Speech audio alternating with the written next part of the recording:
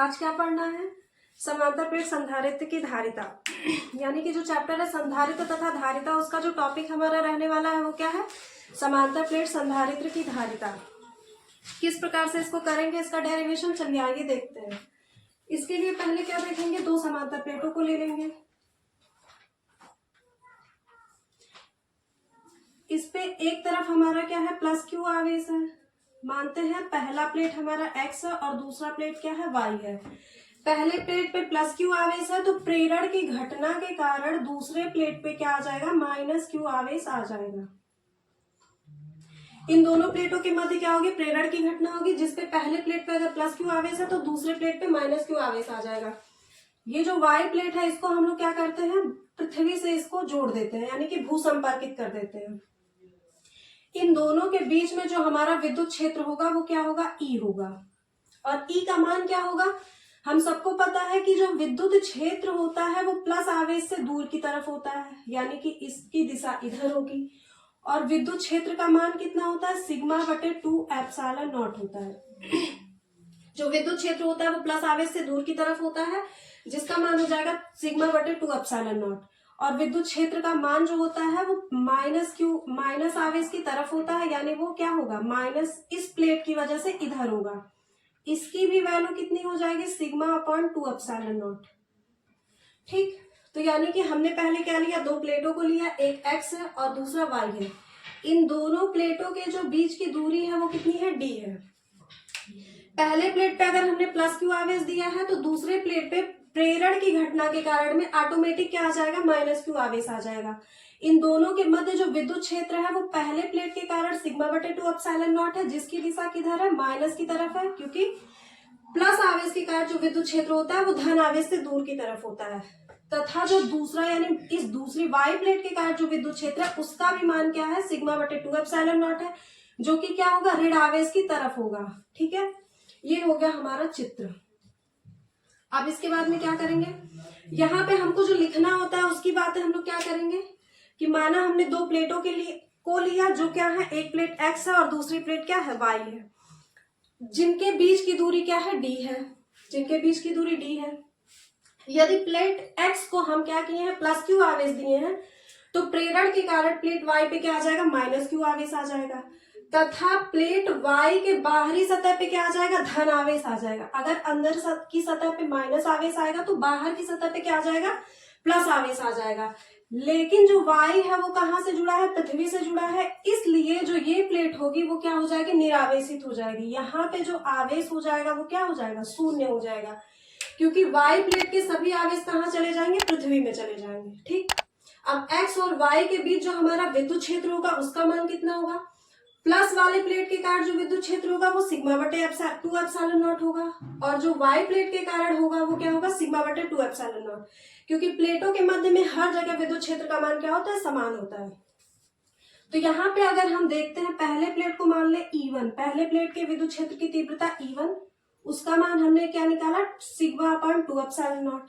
ये क्या था, एक्स प्लेट के कारण।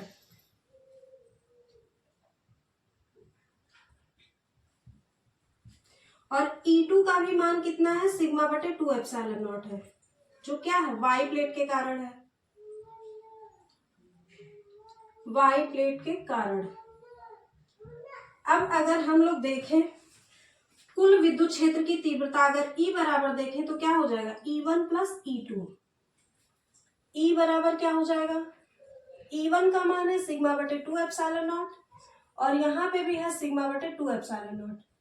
सबको पता है, ये हम लोग पहले से भी करते आ रहे हैं, क्या हो जाएगा, 2 सिग्मा बटे 2 एप्सिलॉन नॉट हो जाएगा। यहाँ पे 2 से 2 खत्म हो जाएगा, यानी कि E बराबर क्या आ जाएगा, सिग्मा बटे एप्सिलॉन नॉट। यानी कि दोनों प्लेटों के मध्य जो कुल विद्युत क्षेत्र का मान आएगा वो कितना आएगा, सिग्मा बटे एप्सिलॉन नॉट आ जाएगा। ठीक है, इसको हम लोगों ने कैसे किया, E1 बराबर सिग्मा बटे 2 एप्सिलॉन नॉट हम लोग बहुत पहले से देखते आ रहे हैं। E2 बराबर भी इतना ही क्यों है, क्योंकि दोनों प्लेटों के मध्य जो विद्युत क्षेत्र का मान होता है वो क्या होता है, समान होता है, हो जाएगा सिग्मा बटे एप्सिलॉन नॉट हो जाएगा। ये क्या है हमारा, दोनों प्लेटों के मध्य कुल विद्युत क्षेत्र की तीव्रता। अब हमको पता है कि जो आवेश का पृष्ठ घनत्व यानी कि Q बराबर सिग्मा बराबर होता है वो Q अपान A होता है। यानी कि कोई अगर तार है हमारा, उसका एकांक क्षेत्रफल में जो संपूर्ण वितरित आवेश की मात्रा को ही हम लोग क्या कहते हैं, पृष्ठ घनत्व कहते हैं। आवेश का पृष्ठ घनत्व सिग्मा बराबर क्या होता है, Q अपान ए। इसकी वैल्यू हम इसमें पुट कर देंगे, यानी कि E बराबर क्या हो जाएगा, सिग्मा की जगह हमको क्या रखना है, Q अपॉन ए रखना है, और एप्सिलॉन नॉट तो नीचे पहले से ही था, यानी कि अब जो विद्युत क्षेत्र का मान आ गया वो कितना आ गया, Q बटे ए एप्सिलॉन नॉट। ठीक, अब यदि प्लेटों के बीच का जो विभवांतर है वो कितना है, V है, तो हम सबको पता है कि विभवांतर बराबर होता क्या है, E इंटू डी होता है, क्योंकि इन दोनों के बीच की दूरी कितनी है, T है। अगर बीच की दूरी को हम R लेते तो V बराबर क्या होता है, E इंटू आर होता है। अब E का मान हम उठा के यहाँ पे रख देंगे, तो V बराबर क्या हो जाएगा, E की जगह हमको कितना रखना है, Q बटे ए एप्सिलॉन नॉट और इंटू डी रखना है। ठीक है, V बराबर क्या होगा, Q बटे A epsilon not into D. हम सबको पता है धारिता अगर हमको निकालना है तो धारिता बराबर क्या होता है, आवेश बटे विभव, यानी कि Q बाई V होता है। अब यहाँ पे हम लोग क्या रखेंगे, V का मान यहाँ पे ले आके रख देंगे, यानी कि Q बटे V की जगह पे हमको ये पूरा रखना है, यानी कि क्या, Q डी बटे ए एप्सिलॉन नॉट। यहाँ पे Q से Q कटेगा, ए एप्सिलॉन नॉट ऊपर चला जाएगा, और नीचे क्या बचेगा, D। ये किसका मान आ गया, धारिता का, और हमको धारिता ही क्या निकालनी थी। यानी कि अगर हम दो समांतर प्लेट संधारित्रों को रखते हैं तो इनके बीच जो धारिता आएगा वो कितना आएगा, A epsilon not upon D आएगा। अब यहाँ से हमको पता है कि जो एप्सिलॉन नॉट है वो क्या है, विद्युतशीलता है, जिसका मान क्या होता है, स्थिर, ये एक क्या है, स्थिरांक है। तो अगर ये एक स्थिरांक है तो जो धारिता होगी वो क्या हो जाएगी, समानुपाती हो जाएगी किसके, ए के।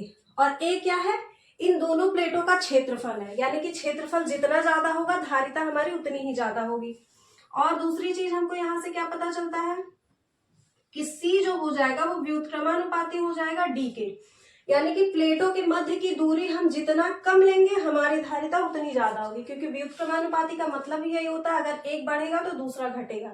तो यानी कि प्लेटों के बीच की दूरी अगर हम कम रखेंगे तो धारिता हमको ज्यादा मिलेगी, और प्लेटों के बीच का जो प्लेटों का अगर क्षेत्रफल ज्यादा है तो धारिता ज्यादा होगी। ठीक है, अब अगर मान लेते हैं क्या होता है, परावैद्युत पदार्थ कोई रखा गया हो, तब जो हमारी धारिता हो जाएगी वो क्या हो जाएगी, ए, और परावैद्युत पदार्थ यानी कि के, और क्या हो जाएगा, एप्सिलॉन नॉट अपॉन डी हो जाएगा। इसको हम लोग अगर लिख देते हैं क्या, K epsilon naught A upon D, C बराबर, क्योंकि जो निर्वात अथवा वायु के लिए के का मान 1 हो जाएगा तो हमारा क्या धारिता यही आ जाएगी, A epsilon not upon D. ठीक है, इसकी जरूरत हमको कहाँ पड़ेगी, न्यूमेरिकल्स में पड़ेगी।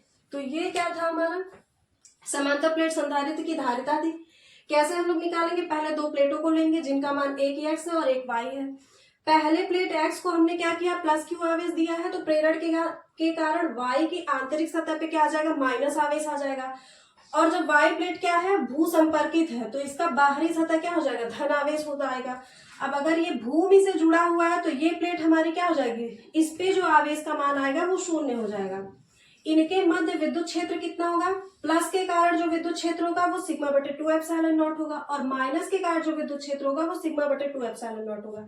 तो टोटल जो विद्युत क्षेत्र होगा वो क्या होगा, दोनों को जोड़ देंगे, यानी E1 प्लस E2, जिसका मान कितना आ जाएगा, सिग्मा बटे एप्सिलॉन नॉट आ जाएगा। तो हमको पता है कि जो आवेश का पृष्ठ घनत्व होता है सिग्मा बराबर वो कितना होता है, Q बटे ए होता है।